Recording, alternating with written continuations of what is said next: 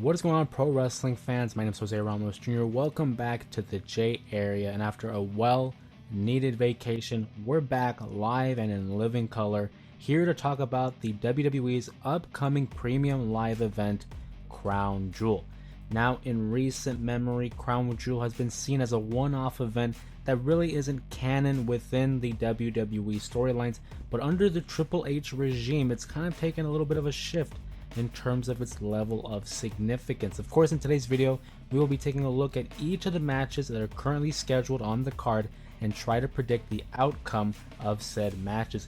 But before we do that, make sure you like, comment, and super kick that subscribe button to keep up to date with all the pro wrestling content that I produce on this channel. And with all that being said, let's go ahead and let's jump right into it for the first matchup. It is the WWE United States Championship. We have LA Knight defending that title against Andrade and Carmelo Hayes in a triple threat match. Really, the story of this matchup is between Andrade and Carmelo Hayes. We had the best of 7 series that had been running all the way back from mid-July up until this past week on SmackDown.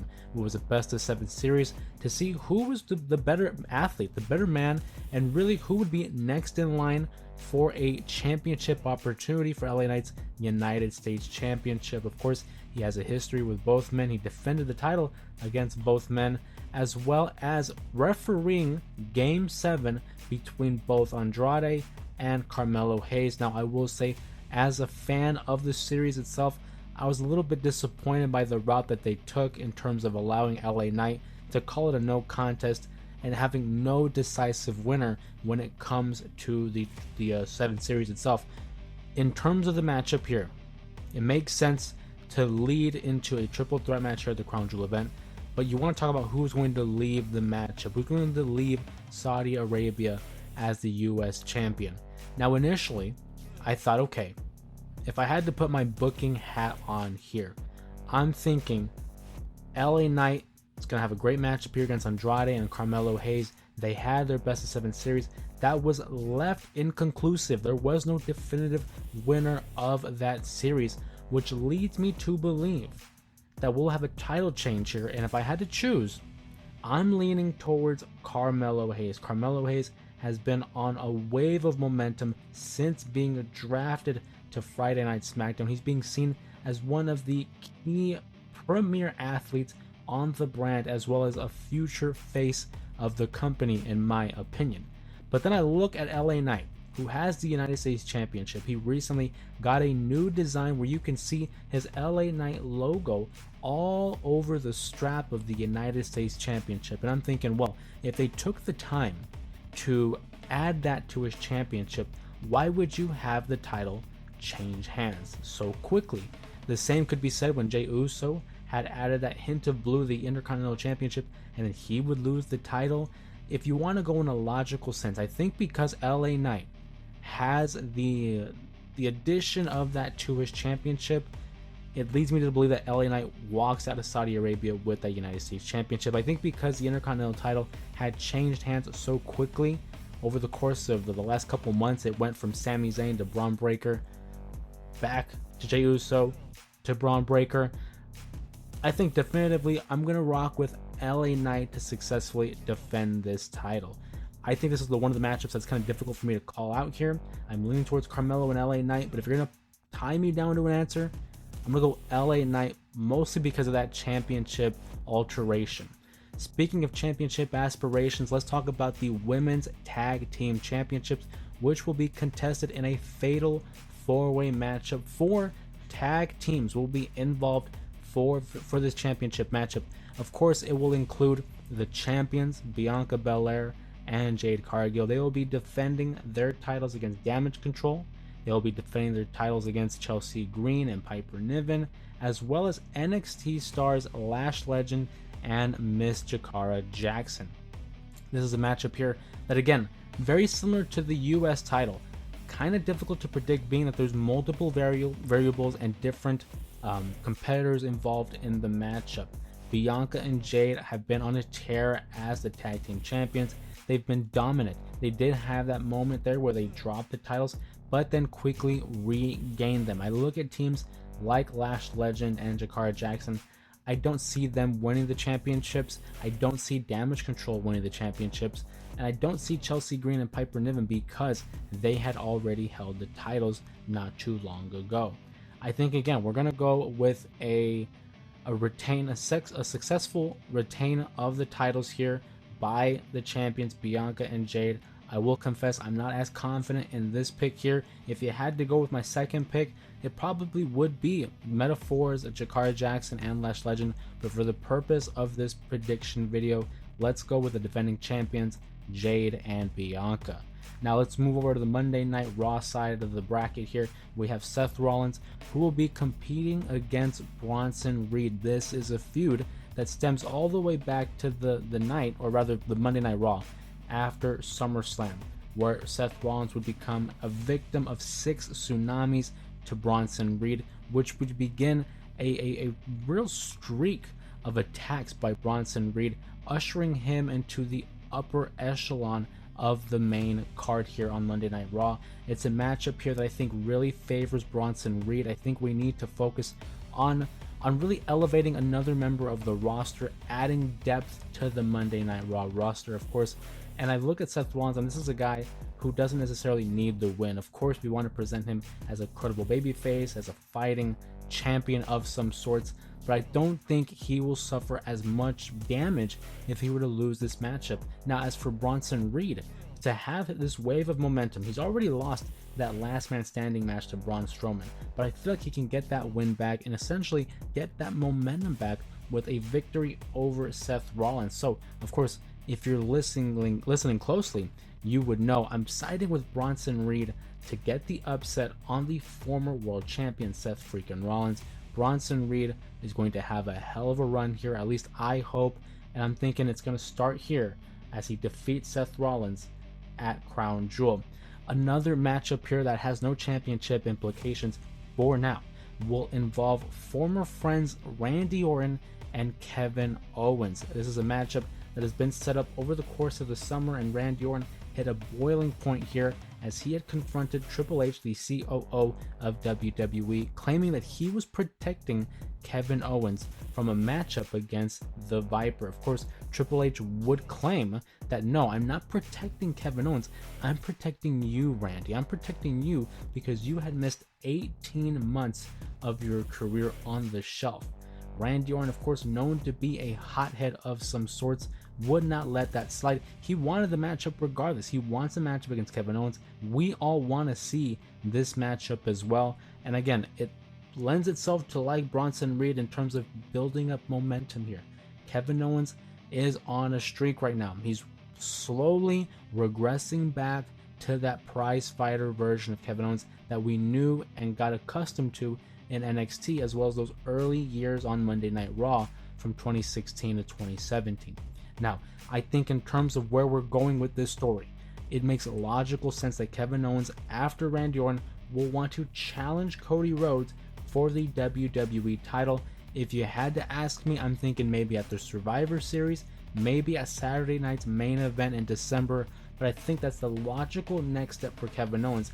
And in order to present it as a credible matchup and a credible threat to the WWE title reign of the American Nightmare, Kevin Owens, I think, needs to have a big showing here against Randy Orton. He can have a competitive matchup, but I think ultimately this should be a showcase for Kevin Owens where he dominates Randy Orton and basically rids of any doubt in which that he can defeat Cody Rhodes. I'm taking Kevin Owens to defeat Randy Orton on this night in a one-on-one contest. But let's step away from the one-on-one contest here, because we have one of the bigger matchups probably all year.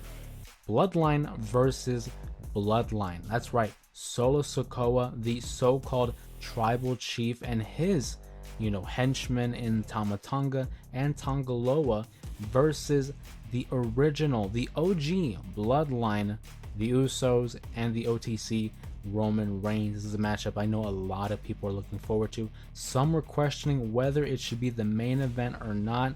I think there can be an argument to be made, but based on the focus of Crown Jewel and the whole Crown Jewel Championship, I think it's safe to say it probably won't be the main event. I do think that this is going to lend itself into another opportunity for a future matchup. Of course, what I'm talking about here is War Games. It's not a secret that the WWE has been hinting at this War Games matchup between both iterations of the Bloodline.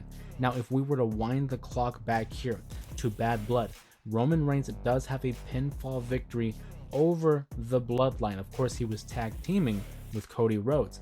But I think in order to lead into this War Games matchup, we gotta give the heels their own victory. Otherwise, what are we doing here? We can't have the good guys sweep them, otherwise they're not a threat. I think I'm going to be taking the new Bloodline, Tama Tonga, Tongaloa, and Solo Sikoa to get the victory over the OGs, because the Usos and Roman Reigns, they haven't established that level of trust yet. I think you can say that Jimmy and Jay have more chemistry there, of course, being twin brothers, but because of that resistance and that hesitancy by Roman Reigns, I think that's going to eventually lead to the downfall of the original Bloodline, as well as a possible run-in by someone like a Jacob Fatu that would force them to get a fourth member for their team leading into this War Games matchup at the Survivor Series. Fingers crossed that it is Sami Zayn. It should be a fun matchup. It should be a chaotic matchup, but I'm going to rock with the heels to win this match. We look at the next matchup here. It is the women's matchup, of course, for the Crown Jewel Championship. It is the WWE Women's Champion Nia Jax versus the World Champion Liv Morgan in a SmackDown versus Raw interpromotional matchup here. Of course, we have two of these. We have one for the women and one for the men, which we will get to in a moment. But I look at it in the core of what the story we're telling here. Liv Morgan and Raquel Rodriguez have been running roughshod on Monday Night Raw. We saw what they did to Rhea Ripley, seemingly writing her off of TV for some time being. It appears that due to some orbital bone injury. We wish the best for Rhea Ripley and a speedy recovery. And then you look on the SmackDown side, where Nia Jax is struggling to trust Tiffany Stratton, even going to the point where she's seeking help from Candice LeRae and Indy Hartwell. Will Tiffany Stratton become involved in some manner? Maybe. Will she cash in? I don't think so. I don't think this is going to be the night for that. In fact, I think this is the night we're going to have Liv Morgan somehow get the upper hand on Nia Jax. I think she wins this Crown Jewel Championship. I was very close to giving it to Nia Jax, but being that she's the women's champion, she had won the King of the Ring, I don't think they're going to go ahead and load her up with all these accolades. I think we're going to give it to Liv Morgan, have Raquel become involved in some manner, and Tiffany Stratton not really want to help Nia Jax, demonstrating exactly how much help she really needs as this WWE champion. I'm picking Liv Morgan to be the inaugural women's Crown Jewel champion.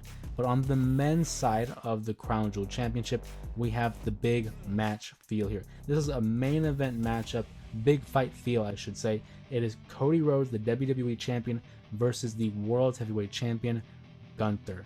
This is a heavyweight fight if I've ever seen one. We have Raw's best versus SmackDown's best. Like I said, champion versus champion. Something we've been wanting to see since the conclusion of the 2023 Royal Rumble matchup, where Cody Rhodes would last eliminate Gunther to punch his ticket to WrestleMania 39.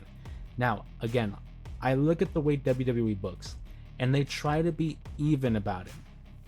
So with the pick of Liv Morgan defeating Nia Jax, I talked about not overloading Nia Jax with all these accolades, the Queen of the Ring, the WWE Women's title, the Crown Jewel Championship.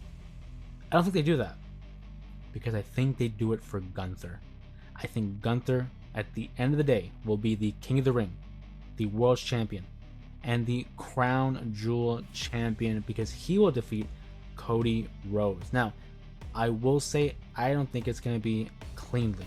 I think we're going to get some kind of interference from Kevin Owens. He's going to defeat Randy Orton. I'm thinking he gets involved in some form or fashion, whether it's physical or not. Maybe he just provides a distraction just by his sheer presence at ringside, costing Cody Rhodes a moment of focus, allowing Gunther to possibly put him in the sleeper and defeating him just like how he defeated Sami Zayn. He never tapped out, he never got pinned, It protects the baby face in a way that they keep fighting. They keep fighting to the point where they can't fight anymore, and it ultimately awards Gunther the victory, the inaugural Crown Jewel champion. Of course, I want to hear from you guys. I want to know what you guys think in terms of your predictions when it comes to the WWE Championship versus World Championship matchup, as well as for the Women's Crown Jewel Championship. And who do you think will emerge victorious when it comes to the Bloodline saga? Of course, don't forget to like, share, comment, and super kick that subscribe button to keep up to date with all the pro wrestling content that is produced on this channel. Of course, my name is Jose Ramos Jr. Thank you for joining me on today's predictions video, and I'll be seeing you next time.